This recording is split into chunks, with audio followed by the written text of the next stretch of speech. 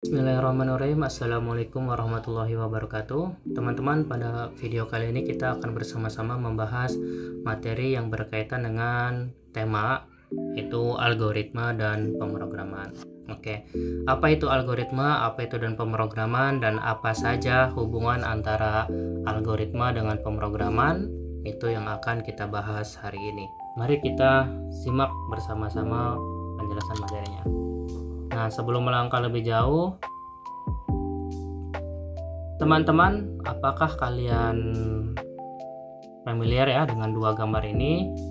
Ini ada gambar aplikasi TikTok ya. Terus ini ada gambar orang lagi main game Mobile Legends. Nah, kedua gambar ini nanti kita akan bersama-sama menjawab pertanyaan ini. Bagaimana cara kita memberikan perintah kepada handphone? Bagaimana handphone mengerti apa yang kita perintahkan, dan yang terakhir bagaimana cara kita berkomunikasi dengan handphone. Mungkin kita selama ini hanya bisa menggunakan TikTok, menggunakan Mobile Legends, atau menggunakan aplikasi-aplikasi yang lainnya, tetapi belum ada pernah terpikirkan dalam benak kita bagaimana aplikasi tersebut mengerti apa yang kita perintahkan dan bagaimana kita bisa menjalani komunikasi antara apa yang kita maksud supaya handphone juga mengerti apa yang kita perintahkan. Nah, nanti kita akan bahas pertanyaan-pertanyaan ini, nanti kita akan jawab di dalam tayangan berikutnya. Nah, apa itu algoritma, teman-teman? Nah, kita baca dulu di sini. Algoritma adalah serangkaian langkah terstruktur dan sistematis untuk menyelesaikan masalah atau tugas. Jadi kalau misalkan secara pengertian yang paling gampang, ketika kita mendengar kata algoritma, ada 3 hal yang harus kita perhatikan. Yang pertama, algoritma itu berkaitan dengan yang namanya sistematis. Nah, yang kedua adalah terstruktur.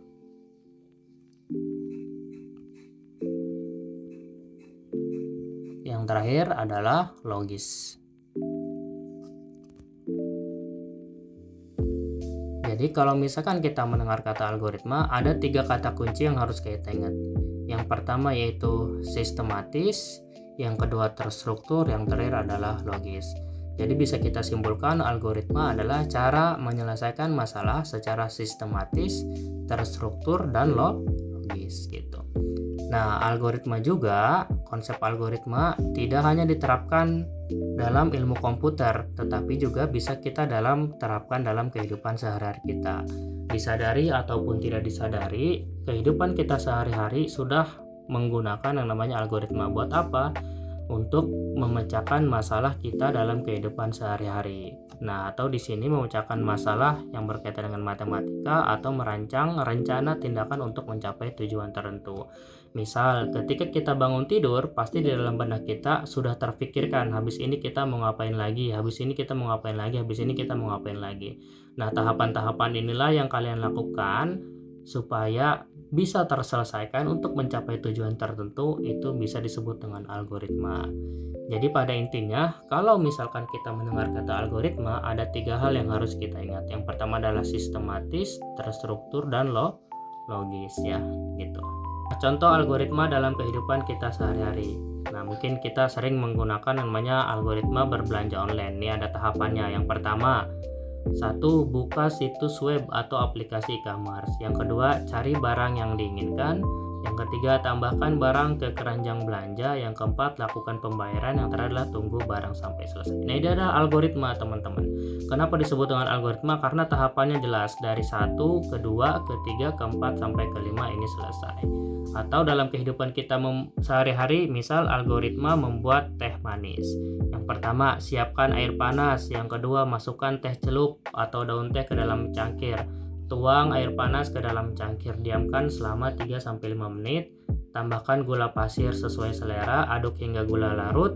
Yang terakhir adalah teh manis siap disajikan. Nah, ini algoritma. Kenapa? Karena tahapannya tadi sistematis, terstruktur, dan logis. Jadi harus step by step, harus satu demi satu baru bisa melanjutkan ke tahapan berikutnya.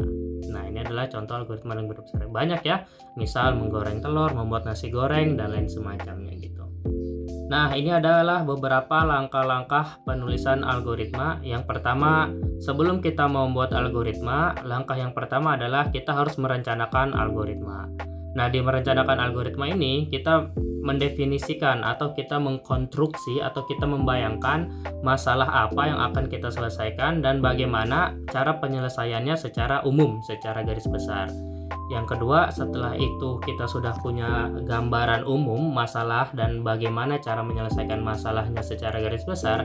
Yang kedua, baru kita akan menyatakan suatu algoritma. Nah, yang tadinya sudah ada di benak kita, sudah ada di pikiran kita, kita terjemahkan algoritma tersebut menjadi langkah-langkah yang urut dan logis. Kita tulis tahapannya, dari tahapan pertama apa, tahapan yang kedua apa, tahapan yang ketiga apa, tahapan yang keempat, dan seterusnya apa, sampai ke selesai gitu ya. Nah, yang terakhir adalah menerjemahkan algoritma ke dalam bahasa pemrograman. Kalau misalkan algoritma yang kita buat akan digunakan atau akan diubah menjadi sebuah aplikasi gitu ya. Nah, kalau misalkan kita cara menyelesaikan masalah dan masalah tersebut kita akan selesaikan menjadi sebuah aplikasi, nah baru kita nanti terjemahkan algoritma tersebut ke dalam bahasa pemrograman. Nah, di sini ya. Kode program adalah pernyataan-pernyataan yang dituliskan dalam bahasa pemrograman yang dimengerti oleh komputer, handphone, atau mesin dan lainnya. Kenapa perlu diterjemahkan? Karena tadi pada dasarnya algoritma ini hanyalah tahapan-tahapan cara menyelesaikan masalah secara logis, struktur, dan benar gitu ya. Nah, algoritma ini hanya dimengerti oleh manusia, oleh kita. Kita nih yang buat algoritmanya ngerti. Supaya algoritma yang kita buat supaya misal algoritma yang kita buat kita dimengerti oleh komputer, makanya kita butuh ubah algoritma tersebut ke dalam kode program. Nah, gitu ya. Nanti kita akan lebih lihat penjelasan lebih lanjutnya di slide berikutnya. Nah, di sini juga teman-teman ada prinsip ya. Prinsip ketika kita menulis algoritma, ketika kita mau membuat algoritma, ada prinsipnya. Yang pertama harus benar, yang kedua harus jelas, yang ketiga harus efisien. Jadi nggak boleh tuh algoritma tahapan urutannya muter lagi, belibet gitu, nggak konsisten, nggak efisien gitu ya. Jadi harus benar, harus jelas, dan harus efisien dalam ketika kita menuliskan sebuah algoritma gitu. Oke, kita lanjut. Nah, ciri-ciri algoritma. Kalau tadi kita belajar masalah cara menuliskan algoritma, yang ini adalah ciri-ciri algoritma. Nah, yang pertama, algoritma harus jelas dan terdefinisi dengan baik sehingga dapat dimengerti oleh mesin dan manusia. Nah, tapi harus dimengerti oleh manusia dulu ya, baru dimengerti oleh mesin gitu. Ketika kita udah ubah algoritma tersebut ke dalam bahasa pemrograman. Algoritma harus dapat dijalankan secara efektif dan efisien sehingga dapat menyelesaikan masalah dengan tepat waktu. Selain itu, algoritma juga harus dapat menghasilkan hasil yang benar atau akurat. Jadi, selain harus benar, nah algoritma yang kita buat juga harus efisien. Efisien itu artinya menghemat waktu supaya ketika kita menyelesaikan masalah tersebut bisa dapat segera diselesaikan. Bukan hanya cepat diselesaikan, tetapi juga harus tepat waktu, harus cepat dalam memproses menyelesaikan suatu masalah. Terus selanjutnya adalah algoritma harus dapat digunakan kembali atau diadaptasi untuk menyelesaikan masalah serupa di masa depan. Jadi kalau misalkan ada masalah serupa dengan cara menyelesaikannya sama, algoritma itu harus bisa digunakan kembali gitu ya. Jadi intinya algoritma itu harus bersifat umum dan khusus juga gitu. Oke, kita lanjut. Nah, sekarang kita akan bahas ini yang tadi di slide pertama, bagaimana hubungan antara algoritma dengan pemrograman dengan aplikasi. Ini kita akan bahas di sini, teman-teman. Lalu kita bahas pelan-pelan ya. Kita baca dulu di sini. Algoritma digunakan untuk menentukan, nah ini ya, algoritma digunakan untuk menentukan bagaimana komputer atau mesin akan menanggapi input dari manusia. Misalnya, algoritma digunakan untuk menentukan bagaimana komputer akan memproses input dari keyboard, mouse, atau sensor lainnya. Itu ya. Nah, jadi ketika kita mencet huruf A, misal di keyboard, apa yang akan terjadi oleh mesin gitu ya. Ketika kita menggunakan mouse, misal kita klik gitu ya di mouse, kita klik sebelah sini, apa yang akan terjadi atau apa yang akan diproses oleh mesin. Nah, ini semua awalnya harus diselesaikan dengan algoritma gitu. Nah, algoritma juga digunakan untuk menentukan bagaimana komputer akan menghasilkan output untuk manusia. Nah, intinya algoritma juga teman-teman harus bisa merespon ya, bagaimana merespon apa yang diperintahkan. Misal, ketika kita ngeklik huruf A atau kita ngetik huruf A di keyboard, apa respon komputer? Apa output dari komputernya seperti apa? Gitu ya. Nah, algoritma digunakan untuk menentukan bagaimana komputer akan menampilkan teks, gambar, atau bahkan video. Itu semua teman-teman ketika kita melakukan perintah ke komputer atau ke mesin menggunakan hardware, bagaimana komputer harusnya menampilkan apa yang kita perintahkan, itu semua diatur oleh algoritma. Nah, tetapi permasalahannya, algoritma ini kan hanya dimengerti oleh manusia. Nah, tadi bagaimana supaya algoritma ini dimengerti oleh mesin atau oleh komputer? Nah, makanya algoritma butuh yang namanya pemrograman. Nah, jadi algoritma yang tadinya dibuat oleh manusia dan hanya dimengerti oleh manusia juga gitu ya, yang buat manusia dan hanya dimengerti oleh manusia, bagaimana caranya agar komputer paham gitu ya. Nih, saya tulis di sini komputer atau mesin paham terkait dengan algoritma yang kita buat. Makanya algoritma ini butuh diterjemahkan ke dalam bahasa pemrograman. Setelah algoritma diterjemahkan ke dalam bahasa pemrograman, jadilah sebuah aplikasi. Aplikasi inilah yang kemudian akan menjembatani bagaimana kita bisa berkomunikasi kepada mesin atau komputer. Nah, jadi di sini bisa kita ambil kesimpulan kalau misalkan kita mau buat aplikasi yang bagus, kita harus buat pemrograman yang bagus. Bagaimana caranya kita buat pemrograman yang bagus? Harus dari algoritmanya yang bagus juga. Nah, jadi algoritma yang baik akan menghasilkan pemrograman yang baik, akan juga menghasilkan aplikasi yang baik. Bagaimana aplikasi yang baik itu? Tolak ukurnya. Tolak ukur aplikasi bisa dikatakan baik ya. Aplikasi bisa dikatakan baik ketika aplikasi tersebut mudah digunakan. Itu aja udah tolak ukurnya. Ya. Semakin aplikasi tersebut mudah digunakan, semakin baik pula aplikasi tersebut. Bagaimana cara kita buat aplikasi sehingga mudah digunakan? Ya tadi balik lagi ke sini. Pemrogramannya harus baik. Bagaimana pemrogramannya harus baik? Ya tadi algoritmanya harus baik. Ketika algoritmanya baik, pemrogramannya baik, jadilah sebuah aplikasi yang baik. Aplikasi yang baik, tolak ukurnya apa? Tolak ukurnya adalah ini. Aplikasi tersebut mudah digunakan. Jadi teman-teman bisa kita ambil kesimpulan apa hubungannya algoritma dengan pemrograman.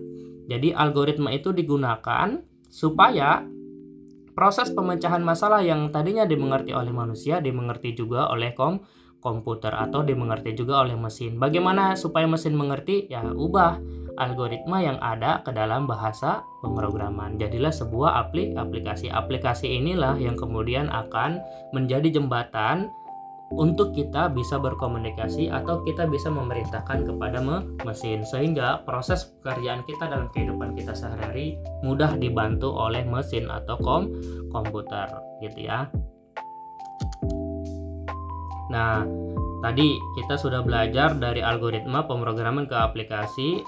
Nah, sekarang bagaimana cara menyajikan algoritma yang kita sudah buat gitu. Tadi kita juga sudah belajar cara menuliskan algoritma. Nah, ini kita akan cara menyajikan algoritma. Kalau tadi belajar algoritma cara menuliskan secara umum, kalau ini cara menyajikan algoritma ke dalam bentuk yang lebih diakui secara internasional gitu.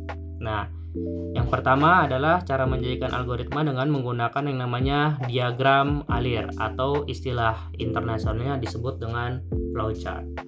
Nah, apa itu flowchart? Flowchart itu pada intinya teman-teman menyajikan atau menuliskan ya, menyajikan atau menuliskan algoritma menggunakan simbol standar ANSI atau ISO, atau biasa kita sebut juga dengan menggunakan simbol bangun ruang ya, bangun ruang itu.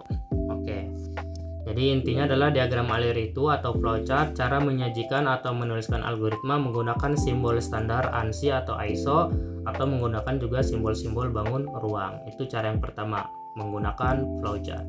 Nah, cara kedua ada juga yang menggunakan pseudocode atau kode semu atau kode pseudo, suatu bahasa buatan manusia yang sifatnya informal untuk mempresentasikan algoritma. Nah, pseudocode ini penulisannya hampir mirip dengan baris kode program yang sesungguhnya. Jadi mirip dengan bahasa pemrograman yang akan dibuat gitu. Ya, kita lanjut. Nah, ini adalah beberapa simbol flowchart ya. Nah, ini di sini kita nanti nggak akan bahas semuanya teman-teman karena terlalu banyak. Nanti kita akan bahas cuman 5 saja. Yang ini, yang ini, yang ini, sama yang ini, dan yang ini, dan yang ini. Oke ya, jadi 3 ini. 5 ini ya, sorry. 5 simbol ini. Yang pertama ada yang namanya kayak tanda panah gini. Ini untuk menggambarkan aliran atau proses ya. Proses data, proses algoritma gitu aja. Oke. Yang ini adalah terminator atau bisa kita sebut dengan gambar oval ya. Ini untuk mulai atau akhir dari algoritma. Oke. Terus yang ini teman-teman, yang bagian processing ya, ini apa nih, persegi ya, ini persegi, gambar persegi gitu. Nah, persegi ini untuk menunjukkan proses yang dilakukan dari algoritma oleh komputer atau mesin ya. Ketupat ya, belah ketupat ini untuk gambar keputusan ya. Keputusan itu biasanya ada kata-kata iya atau tidak, atau bisa juga kata-kata true atau false gitu. Itu cirinya. Jajar genjang ya. Jajar genjang. Nah, ini untuk menggambarkan input atau output yang dihasilkan oleh mesin dari algoritma. Nah, jadi teman-teman 5 simbol ini yang akan sering kita bahas. Yang pertama ada simbol tanda panah, yang kedua ada oval, selanjutnya ada persegi, selanjutnya lagi ada belah ketupat, yang terakhir adalah proses jajar genjang. Nanti seputar itu saja yang akan kita bahas. Oke, ini pseudocode, bahasa buatan manusia yang sifatnya informal. Tadi sudah dijelaskan di slide sebelumnya. Kita langsung aja lihat contohnya. Ini contohnya pseudocode ya. Nah, ini dia pseudocode contohnya ya.